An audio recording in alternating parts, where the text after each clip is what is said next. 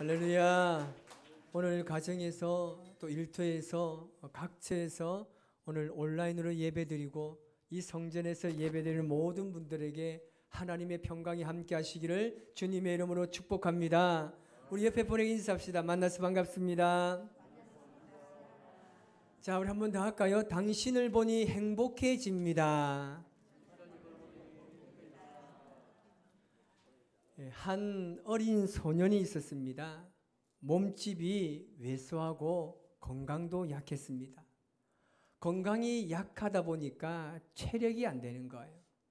체력이 되지 않다 보니까 친구들이 활동하는 것만큼 활동하지 못하고 활동하지 못하는 스스로를 보면서 작아지는 자신을 스스로 발견하게 됩니다. 나는 아무것도 할 수 없구나. 이 생각이 이 아이를 지배하게 되었습니다.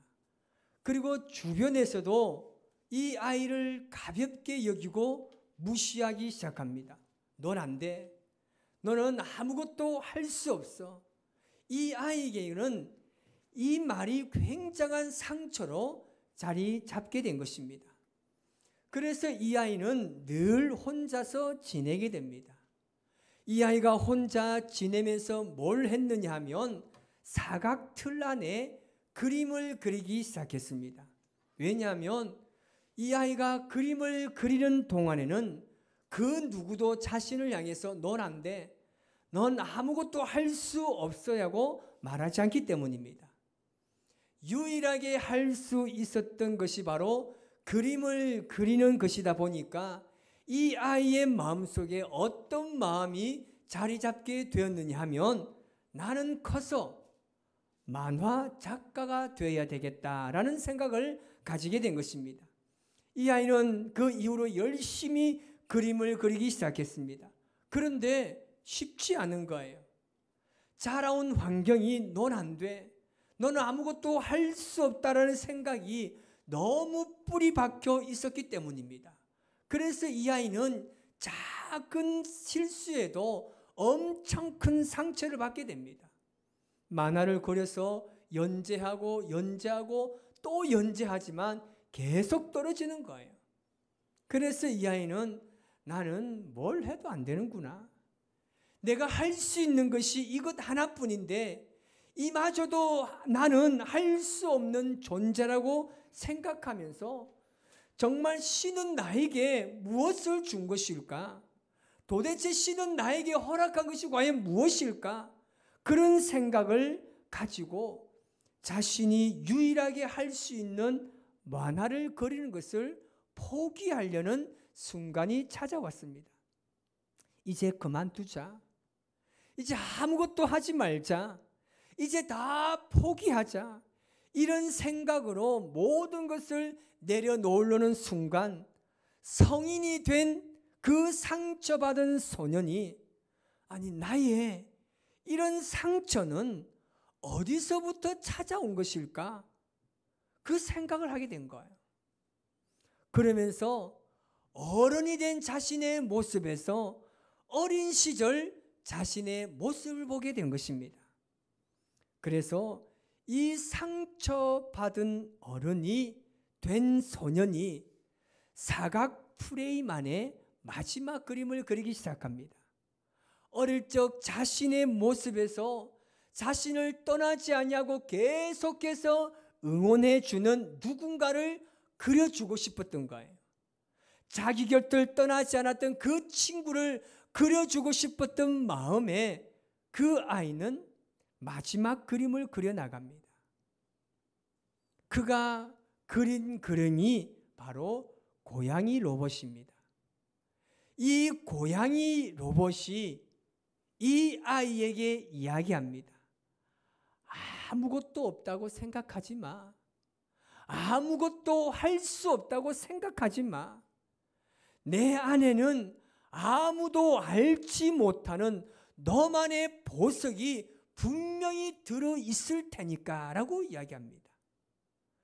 그 만화가 바로 우리 어린이들은 너무나 잘 알고 여러분들도 한 번 정도는 보았을 뻔만한 이 도라에몽입니다. 도라에몽 작가인 후시모토 히로시라는 사람이 있습니다. 그가 바로 이 상처받은 소년이었습니다. 그가 죽기 전에 인터뷰를 하면서 남긴 말이 있습니다. 스스로 울고 있는 자신을 발견하고 있다면 제발 그대로 두지 마세요. 그를 안아주고 그를 응원해 주세요 라고 인터뷰를 한 적이 있습니다. 여러분, 무너진 마음, 감당할 수 없는 인생의 아픔으로 인해 지쳐 있습니까? 아무도 내 마음을 알아주지 않아서 홀로 외로이 앉아 울고 있지는 않습니까? 내 자신조차 누구인지 모르고 내가 무엇을 하고 살고 있는지 혼란스러울 때가 있지 않습니까? 그럴 때 주님 안에 자신을 발견하시기 바랍니다. 여러분 안에는 말로 닿을 수 없는 귀한 것들로 가득 차 있습니다. 이 정체성은 그 누구도 훼손할 수 없고 파괴할 수 없는 것입니다. 우리나라 속담에 어버나이 3년 찾는다는 말이 있습니다. 이 말은 무엇을 몸에 지니고 있거나 옆에 두고 있으면서 잊어버리고 엉뚱한 데 가서 오래 찾는 것을 말합니다. 제가 생각하기에 이것을 의학적으로 표현하면 건망증, 치매를 다 합친 중증인 것 같습니다. 우리나라는 2007년도에 고령화로 접어들었습니다. 고령화라는 말은 평균 수명이 이제 증가하면서 노인의 인구 비율이 많아진 현상입니다.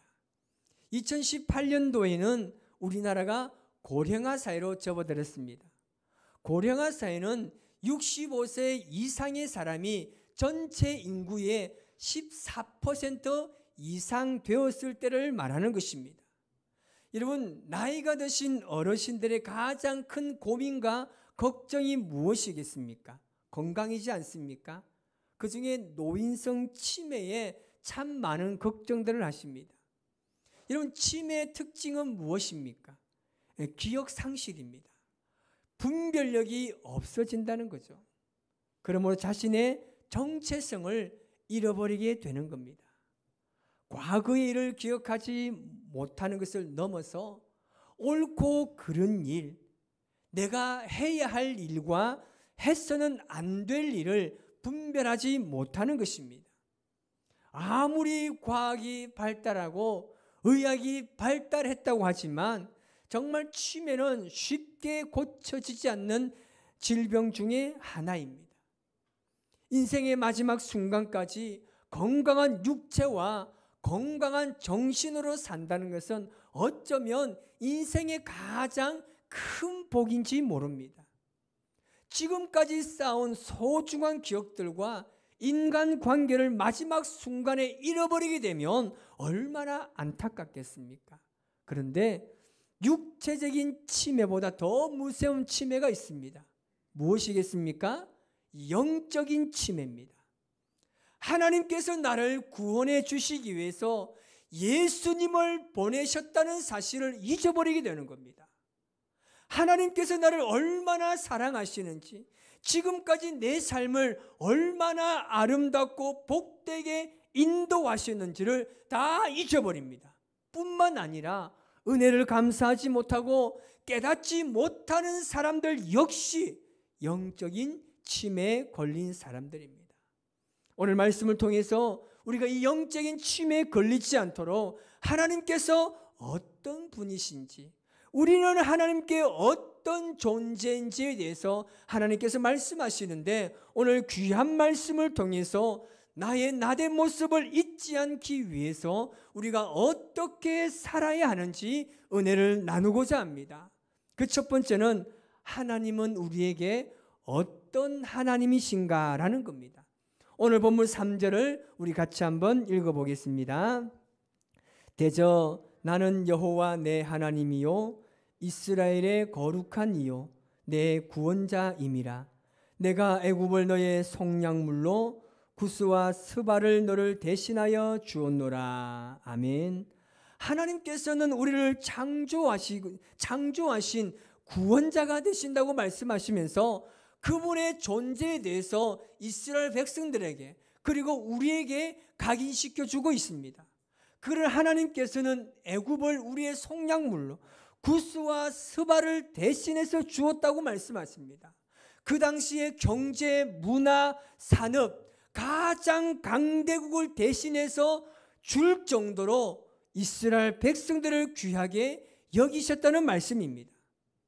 하나님께서 우리를 위해서는 그 어떤 대가도 아낌없이 지불하시는 분이십니다. 우리가 그것을 어디에서 확인할 수 있습니까? 바로 예수 그리스도십니다. 하나님께서는 독생자도 아끼지 않으시고 우리를 위해서 주시는 하나님의 사랑을 우리가 볼 수 있는 것입니다. 예수님을 잘 믿는다고 하는 그리스도인들이 믿음 생활 잘 하다가도 사업에 실패할 수도 있습니다. 자녀가 내 뜻대로 되지 않습니다. 원하지 않는 질병에 걸릴 때도 있어요. 쓰라린 배신을 당할 때도 있습니다. 전혀 생각하지도 않았던 거센 풍랑이 불어오고 불꽃이 우리를 삼키려는 고난을 우리가 만날 때도 있습니다. 그때에도 하나님께서 우리에게 뭐라고 말씀하십니까? 두려워하지 말라고 합니다. 그 어떤 시련과 고난 앞에서 너희는 두려워하지 말라고 하나님께서 끊임없이 이스라엘 백성들에게 말하고 있고 오늘 우리에게 말하고 있습니다. 여러분 솔직하게 한번 생각해 봅시다. 여러분 가정이나 사업체나 자녀에게 문제가 생길 때 여러분 걱정이 되나요? 안 되나요? 되잖아요. 안 되는 척 하지 마세요. 여러분 내 안에 문제가 생기면 두렵지 않나요? 이 어려움을 지금 어떻게 해가야 될지 염려되지 않습니까? 돼요 안 돼요? 되잖아요. 솔직히 되지 않습니까? 낙심되잖아요. 왜 그렇지 않겠습니까? 저도 마찬가지입니다. 자녀가 내 뜻대로 안 되고 내 안에 문제가 생기면요 걱정돼요. 낙심이 됩니다. 그런데 하나님께서 뭐라고 말씀하십니까? 그런 모든 사건과 문제 앞에 하나님의 입장으로 보라는 겁니다. 하나님의 관점으로 보면 그것이 전혀 두려워하거나 문제의 대상이 아니라고 말합니다. 그런데 우리는 그 문제 자체만 보니까 그것이 두려운 거예요. 그것이 낙심되고 실망하게 되는 겁니다. 그런데 하나님은 끊임없이 뭐라고 말씀하십니까? 정말 나를 보라는 거예요. 하나님께서 함께 하심으로 능히 그 시련의 바다를 건너가게 하실 줄 믿습니다. 여러분 하나님께서 왜 함께 하시겠습니까? 하나님께서 왜 여러분에게 함께 하세요? 성경에는 분명하게 하나님께서 우리와 함께 하신 이유가 있습니다. 그것은 바로 우리가 하나님의 것이기 때문입니다.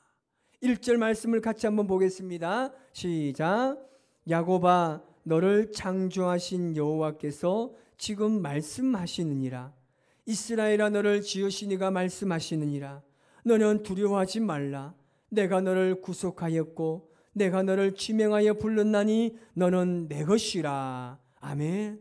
여러분 이 말씀이 당시에 이스라엘 백성들이 얼마나 위안이 되는 말씀입니까? 얼마나 이 말씀을 들을 때 든든하겠습니까? 사랑하는 연인끼리 특히 여자들 편에서 보면 여러 가지 경우에 어려움을 당하거나 두려움을 떨 때가 있습니다. 막 그때 불안해 있을 때 내 남자가 그렇게 이야기하죠. 걱정하지 마. 넌 내 거야. 내가 다 책임질 테니까 걱정하지 마. 그러면 어떻게 하겠습니까? 여성분은요 그 말을 들으면요 뿅 가요. 내가 볼 때 이 남자 보니까 별로 든든치가 않아요. 비실비실해서 별로 그것도 없어요. 그런데 이 남자가 걱정하지 말아요. 제가 다 책임진다 그래요. 여러분 그 말에 속아서 결혼하지 않았나요?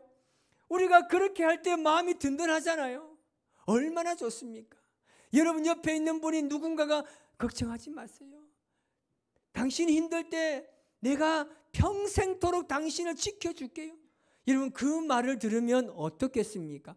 얼마나 든든하겠습니까? 찬양의 가사에도 그런 찬양의 가사가 있습니다. 내가 너를 지명하여 불렀나니 너는 내 것이라. 여러분 이 찬양을 드릴 때마다 얼마나 은혜스러운지 모릅니다. 우리 찬양을 다 같이 한번 불러볼까요?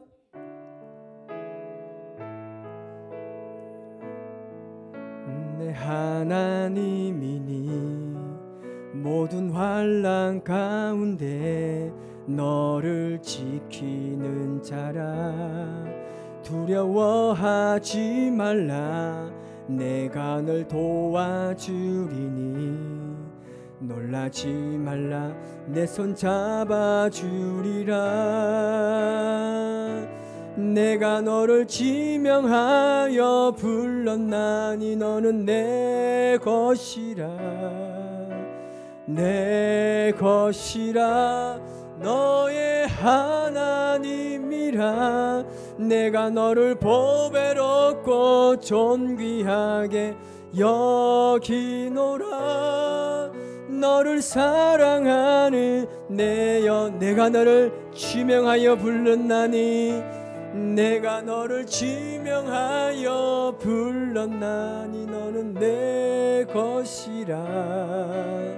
내 것이라.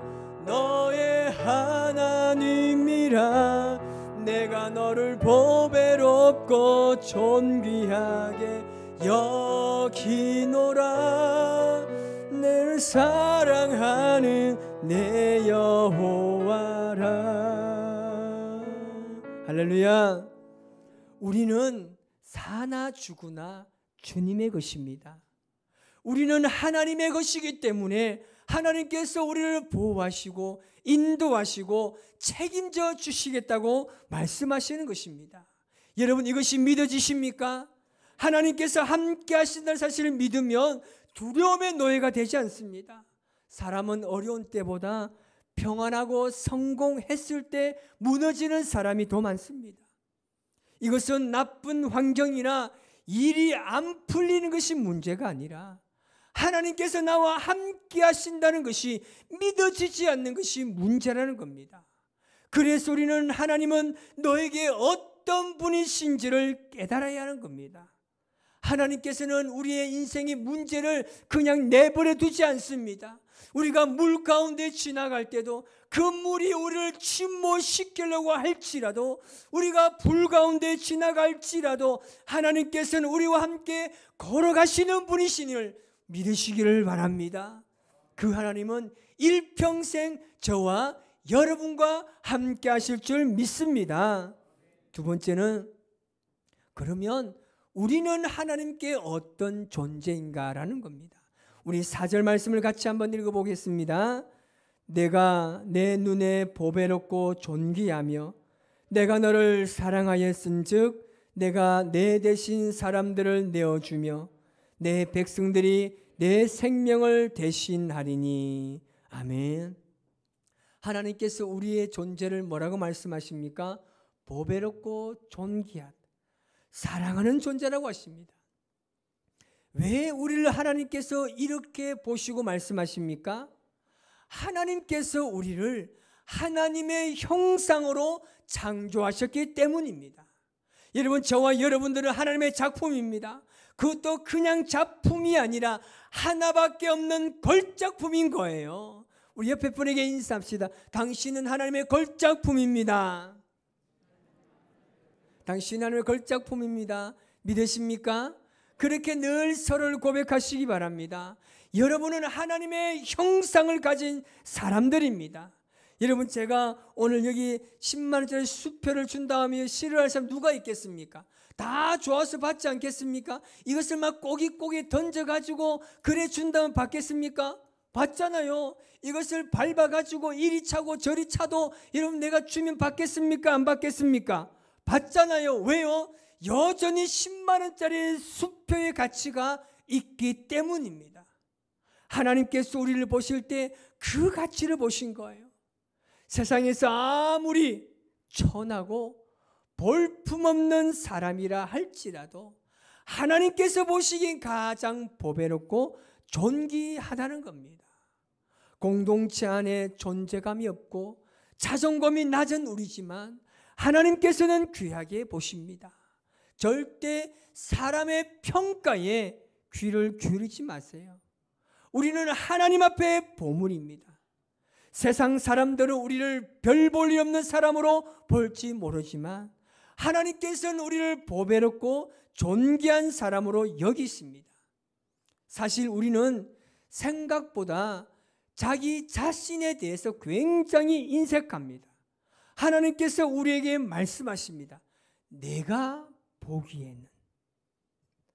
하나님께서 우리를 보실 때는 우리를 두고 보기에도 아까운 존재라고 말씀하십니다.